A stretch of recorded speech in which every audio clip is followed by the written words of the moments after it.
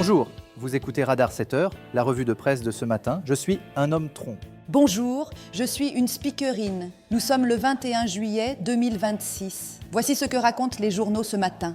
Le Parisien rapporte qu'Andy Burnham a formé son gouvernement en écartant plusieurs proches de Keir Starmer. Cette réorganisation vise à tourner la page sur l'air.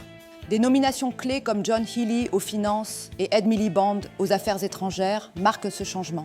Le Parisien évoque la loi d'urgence agricole, qui maintient la réintroduction de l'acétamipride malgré une fronde.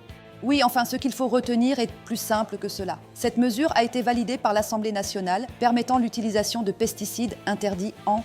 Le Parisien annonce qu'Ismaël El Mayo Zambada a été condamné à la prison à vie par un tribunal fédéral à New York. Cette décision fait suite à sa reconnaissance de responsabilité dans ses activités criminelles. 20 minutes rapporte qu'une juge fédérale de Californie a suspendu le rachat de Warner Brothers Discovery par Paramount Skydance. Plus précisément, cette suspension est due à des préoccupations concernant la concurrence, en attendant un examen approfondi. Le Parisien informe que 2 hommes ont été arrêtés suite à des incendies à Paris et New York. Ces incidents soulèvent des questions sur la sécurité et la santé mentale des suspects.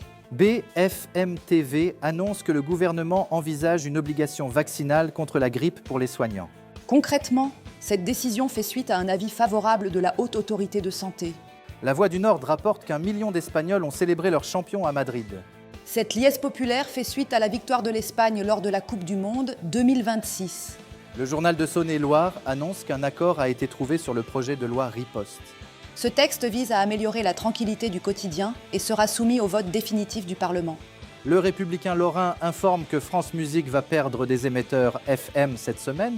Cette décision s'inscrit dans une démarche d'économie de Radio France. L'Indépendant évoque une escalade des frappes au Moyen-Orient avec des bombardements américains contre l'Iran. Téhéran intensifie ses représailles malgré un récent protocole de paix. Merci Evelyne, c'était Radar 7h, la revue de presse de ce matin. Merci Groot, bonne matinée à toutes et à tous.